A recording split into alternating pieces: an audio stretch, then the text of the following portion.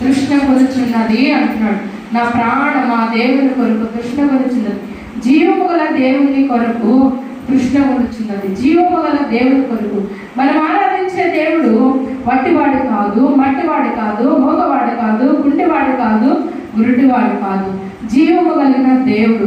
మనలో ఎలాంటి జీవం ఉన్నదో, మనకి ఎలాంటి యొక్క మరి యొక్క ఆత్మీయమైన ఆత్మ సంబంధమైన జీవితంలో మనం ఉన్నామో, అలాగే మన ప్రాణం ఎలా ఉన్నదో మన దేవుడు కూడా అలాంటి వాడు. మనం మాట్లాడుతున్నామంటే ఆయన మాట్లాడుతున్నాం, మనం పని చేస్తున్నామంటే ఆయన పని చేస్తున్నాడు.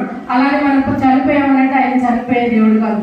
మన కోసము చనిపోయిన ఆయన మహాదేవుడు అయ్యండి, ఆయన 3వ దినాన లేపబడిన వాడు ఉన్నాడు. ఎందుకోసం ఆయన చనిపోయాడంటే మన పాపముల నిమిత్తం, మన అపరాధముల నిమిత్తం, మన దోషముల నిమిత్తం మనకు పరిహారము మనం పరిహారము పొందేదానికి మరి దేవుడు మన కోసం రక్తము చెల్లించిన వాడు ఉన్నాడు.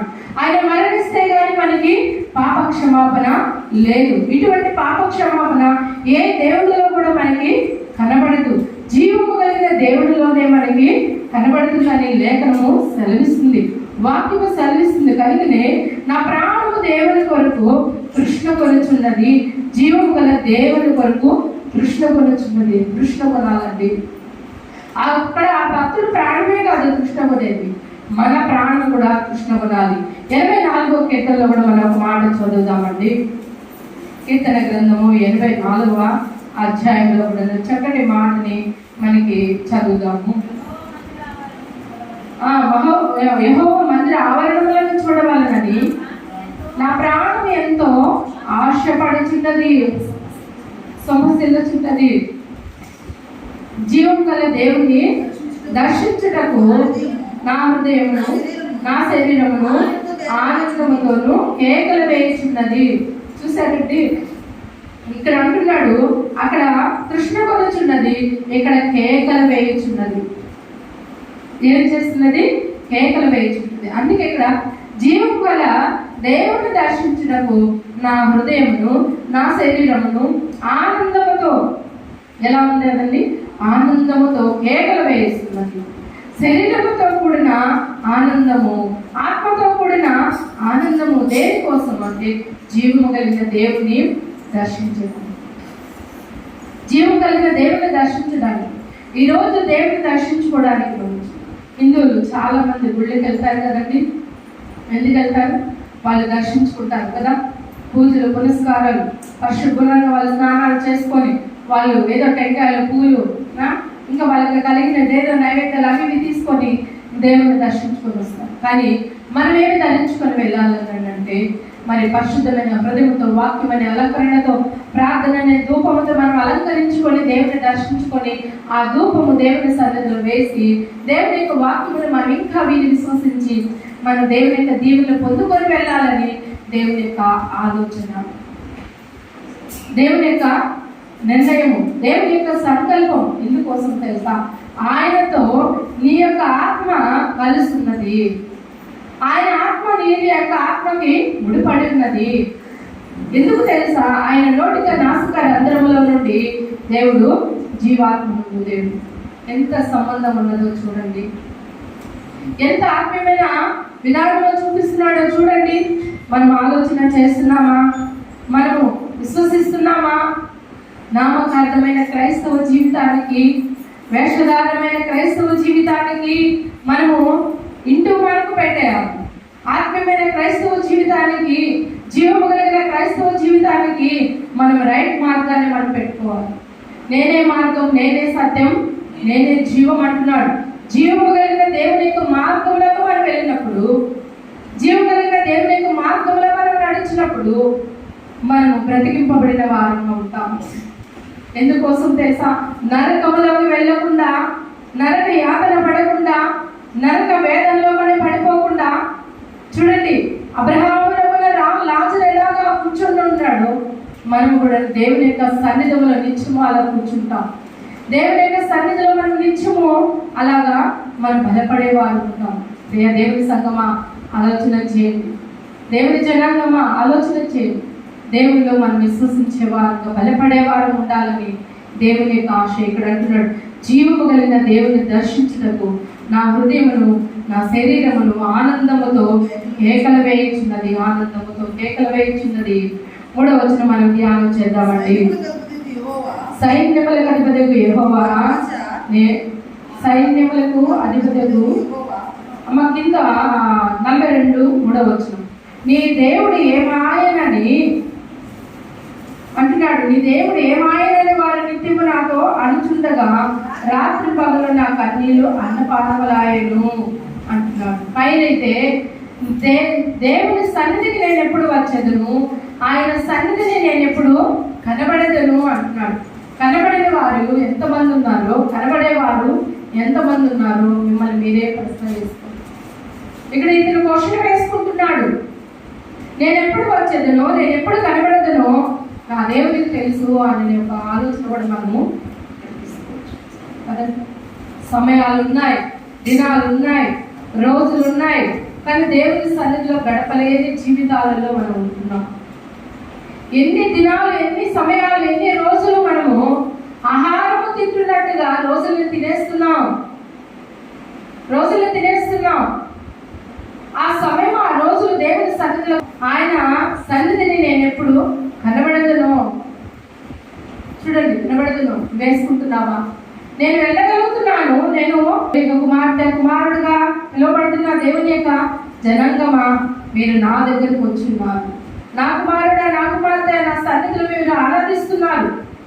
బలా నమ్మకమైన మంచి దాసురా, బలా నమ్మకమైన మంచి దాసురాలు, బలా నమ్మకమైన మంచి సంఘమా. ఫిలదెల్ఫియా సంఘంలో ఉండాలని చాలా మంది ఆశపడతారు. నేను ఫిలదెల్ఫియా సంఘంలో ఉండాలి. ఫిలదెల్ఫియా సంఘంలో దేవుని యొక్క వాక్యం ఉన్నది, దేవుని నామం ఉంది, మంచి పరిచయం ఉంది, మంచి క్రియలు ఉన్నాయి, ఆశపడతాం. కానీ 6 సంఘాలలో ఉన్నామేమో, లేదు 7వ సంఘంలో, ఫిలదెల్ఫియా సంఘంలో మనం ఉన్నామేమో. ఏ సంఘంలో ఉన్నామో, ఎలా వస్తున్నామో, ఎలా ప్రార్థిస్తున్నామో, ఎలా వాక్యం వింటున్నామో పరిశీలన చేసుకున్నామండి.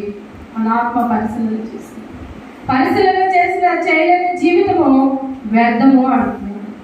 నన్ను పరిశోధించి తెలుసుకోండి అంటున్నాడు. నన్ను పరిశీలించి తెలుసుకోండి అంటున్నాడు. నన్ను రుచి చూడండి అంటున్నాడు దేవుడు. నన్ను రుచి చూడండి, పరిశోధించండి, పరిశీలించండి. నేను ఎలాంటి వాడను, నేను ఎలాంటి క్రియలు చేస్తానో, ఎలాగ మిమ్మల్ని నడిపిస్తానో, ఎలాగ ఉన్నతమైన స్థితిలో పెడతానో, ఎలా తప్పిస్తానో, ఎలా విడుదలిస్తానో, ఎలా మిమ్మల్ని కాపాడుతానో, నా క్వాలిటీస్ చూడండి, నా క్యారెక్టర్ని చూడండి, నా దేశాన్ని చూడండి. నా దేశ ఒక అందమైన ఒక రాజ్యాన్ని గమనించండి అంటున్నాడు. ఆలోచన చేయండి. ఆయన సన్నిధిలో ఉన్న తేజస్సు ఇంకెక్కడ కూడా మనకి దొరకదు. కొంతమంది బయట లొకేషన్కి వెళ్ళినప్పుడు, బయటకి ఎక్కడికైనా పిక్నిక్లకి ఎక్కడికైనా లొకేషన్కి వెళ్ళినప్పుడు అక్కడంతా ఏం కొడతారు? మంచి మంచి ఎంజాయ్మెంట్లు కొడతారు. ఆ ఎంజాయ్మెంట్లలో వాళ్ళకి ఏమి కనబడుతుందంటే పాపము కనబడుతుంది, నేత్రాశ, శరీరాశ, జీవపడము కనబడుతుంది. చాలా జాగ్రత్తగా ఉంటారు. ఇహలోక స్నేహము దేవునికి వైరమైన సంగతి నువ్వు వెలుగవా అంటున్నాడు. వైరం అదొక వ్యాధి. ఆ వ్యాధి ఒక వైరంగా మారినప్పుడు సమస్య తీసుకొచ్చి పెడుతుంది. చూడండి, పాపము ఏం చేస్తుంది అంటే చంపి వేసేదాన్ని కూడా అది వెనక ఆడదు. అంత భయంకరంగా లోకాశల్లో అలాంటి ఎంజాయ్మెంట్లలో వెళ్ళినప్పుడు హబ్బులు, పబ్బులు, మబ్బులలో పాపం వల్ల వచ్చే జీతము మరణము. దేవుని సన్నిధిలో పరిశుద్ధత, ప్రార్థన, వాక్యము, సహవాసం, జీవం కలిగిన మార్గం, దేవుని యొక్క రాజ్యం, బ్రతికింపబడిన జీవితాలలో మనం ఉంటామని దేవుని యొక్క వాక్యం సెలవిస్తుంది. వేసుకుందామా? ఈ దినాల క్వశ్చన్ వేసుకుందామా? ప్రభా, నీ సన్నిధానికి నేను ఎప్పుడు వస్తున్నానో, నేను ఎలా ప్రార్థిస్తున్నానో, నేను ఎలా నిన్ను స్తుతిస్తున్నానో ప్రభా, నా జీవితం మార్చండి ప్రభా. ఇంతవరకు నేను నీ సన్నిధికి దూరంగా బ్రతికాను ప్రభా, ఇంతవరకు నీ వాక్యానికి నేను దూరంగా బ్రతికాను ప్రభా. నా జీవితం మార్చుకుంటానయ్యా, నా జీవితం మార్చుకుంటాను. ఇక్కడ నుండి నెమ్మది కలిగిన కుటుంబంగా, నెమ్మది కలిగిన బిడ్డలుగా, నెమ్మది కలిగిన పిల్లలుగా మేము నీ సన్నిధిలో ఉంటామయ్యా. ఆలోచన చేద్దాం. తీర్మానం చేసుకుందాం.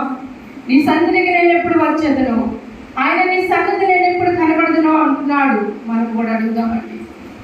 కూడా వచ్చిన నీ దేవుడు ఏమాయనని వారు నిత్యమో నాతో అనుచుండగా రాత్రి పగలు నా కన్నీళ్ళు నాకు మానవులాయను అంటున్నాడు. ఒకవేళ రాకపోతే దేవుని యొక్క క్రియలు మీరు ఎలా పొందుకుంటారు? దేవుని ఆశీర్వాదములు మీరు ఎలా పొందుకుంటారు? ఏమి బాధపడుతున్నావే మీ దేవుడు బాగు చేయడా? ఇలా ఉన్నావే మీ దేవుడు న్యాయం చేయడా? ఇలా మీకు ఇబ్బందిగా ఉన్న మీ దేవుడు మిమ్మల్ని తాకడా? అడిగే వాళ్ళు ఎంతమంది లేరండి. ఎవరి ద్వారా ఎవరికి అవమానం వస్తుంది, ఎవరి ద్వారా ఎవరు హేళన పడుతున్నారు, చేసేది మనము నిందలు ఆయనకి కదా. దేవుడు జనాంగమ్మ, అతడు నన్ను ప్రేమించుచున్నాడు కనుక అతను నేను అతడు నా నామం ఎరిగిన వాడు కనుక నేను అతను ఘనపరచను అంటున్నాడు. ఘనపరుస్తాను మన యొక్క క్రియల ద్వారా, మన ప్రార్థన జీవితం ద్వారా, మన క్రైస్తవ జీవితం ద్వారా దేవునికి మహిమ రావాలి. ఆయన ఎలాంటి వాడు మన దేవుడు? పరిశుద్ధుడు. పరిశుద్ధుడు మన దేవుడు. ఇది యొక్క ఆవరణంలో మనం కూర్చొని ఉన్నామంటే ఈ ఆవరణములలో ఒక తెలియని ఆత్మ సంబంధమైన సంతోషం. ఈ ఆరాధన ఇంట్లో మనం జరుపుకుంటే ఎలా ఉంటుంది? మాటలు, పనులు కదా, సంభాషణలు ఉంటాయి. కానీ 1 గంట 2 గంటలు దేవుని సన్నిధిలో గడుపుట ఎంత ఆనందమో, ఎంత సంతోషమో, ఎంత నెమ్మదో, ఎంత ఆశీర్వాదమో. 1 దినము దేవుని సన్నిధిలో గడుపుట 1000 దినముల కంటే శ్రేష్టము అన్నాడు. శ్రేష్టమైన జీవితంలోకి నేను నడిపిస్తున్నాడండి.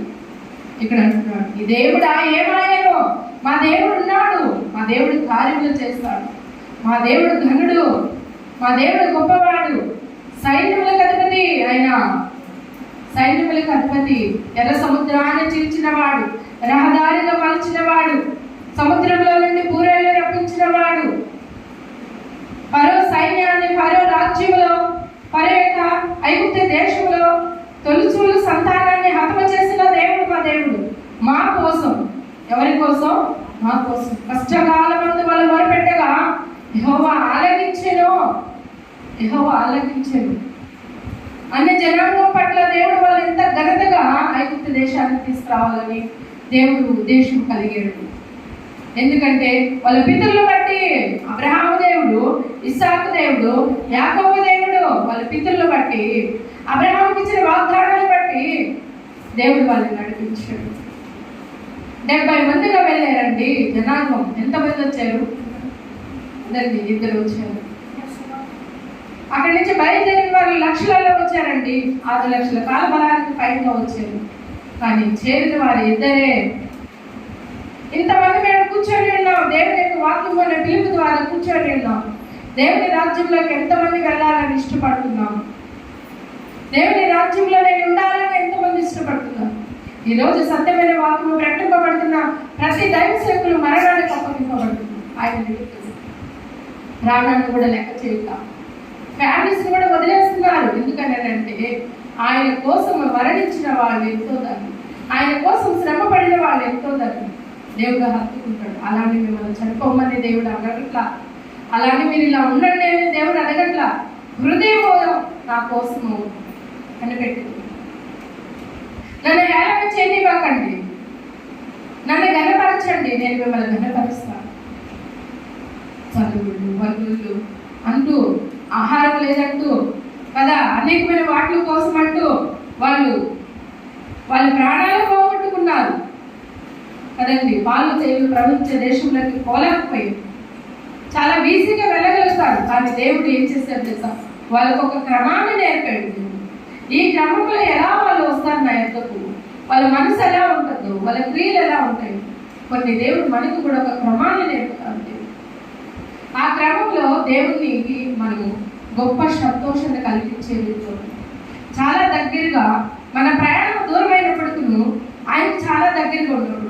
మన ప్రయాణంలో దేవుని యొక్క వాక్యాన్ని పెట్టుకొని, ఆయన ఆత్మను పెట్టుకొని, ఆయన యొక్క సన్నిధి పెట్టుకొని మన ప్రయాణం చేస్తున్నప్పుడు మన ప్రయాణం దూరమైనప్పటికీ కూడా అది దేవుడు దగ్గరగా.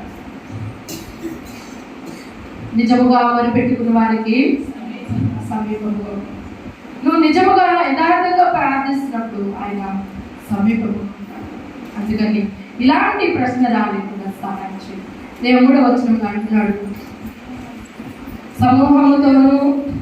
జన సమూహముతో పండుగ చేయించిన సమూహముతో నేను వెళ్ళిన సంగతిని సంతోషము కలిగి స్తోత్రములు చెల్లించుచు నేను దేవుని మందిరమునకు వారిని నడిపించిన సంగతిని జ్ఞాపకం చేసుకొనగా నా ప్రాణము నాలో కరిగిపోవచ్చున్నది అంట. నా ప్రాణము నాలో కరిగిపోవచ్చున్నది. జన సమూహముతో పండుగ చేయించిన సమూహముతోను, జన సమూహముతోను ఆ సమూహముతో పండుగ చేయించిన సమూహముతోను నేను వెళ్ళిన సంగతిని సంతోషము కలిగి దేవుని ప్రజలతోనూ దేవుని యొక్క సేవకులతోనూ మరి దేవుని యొక్క వాక్యము వింటూ ప్రార్థన చేస్తూ సహాసము కలిగి ఉన్నప్పుడు మనం దేవునికి స్తోత్రము చెల్లించాలి. అపోస్తుల బోధ ఎందులో సహవాసం ఎందులో రొట్టెలు చుట్టూ ఎడతెగక ప్రార్థించుడి అన్నాడు. ప్రార్థించుడి అన్నాడు కొత్త నిబంధనలో. ఇక్కడ సమూహముతో పండుగ చేయించున్నాడు, జన సమూహముతో పండుగ చేయించున్నాడు. సమూహముతో నేను వెళ్ళిన సంగతిని సంతోషము కలిగి స్తోత్రము చెల్లించుచున్నాడు. నిత్యము స్తోత్రము చెల్లించాడు. ఎందుకంటే ఈ సంగతి మీకు ఇచ్చాడు, ఈ ఆత్మ దేవుడు మీకు ఇచ్చాడు, ఈ ప్రార్థన జీవితం దేవుడు మీకు ఇచ్చాడు. నెమ్మది కలిగిన కుటుంబాలకు మీరు ఉన్నారంటే అది దేవుడు మీకు ఇచ్చిన బహుమానం, ఆశీర్వాదం. అందుకనే నిత్యము మీ నోటను, మీ హృదయములను, మీ తలంపులను దేవ మీ నామానికి స్తోత్రములు కలుగును కాక తండ్రి. మా కలిమిలో నీవున్నావు, మా ఆరోగ్యంలో మీరున్నారు, మా అనుదిన ఆహారంలో మీరున్నారు, మా ఆయుష్లో మీరున్నారు, మా ఆరోగ్యంలో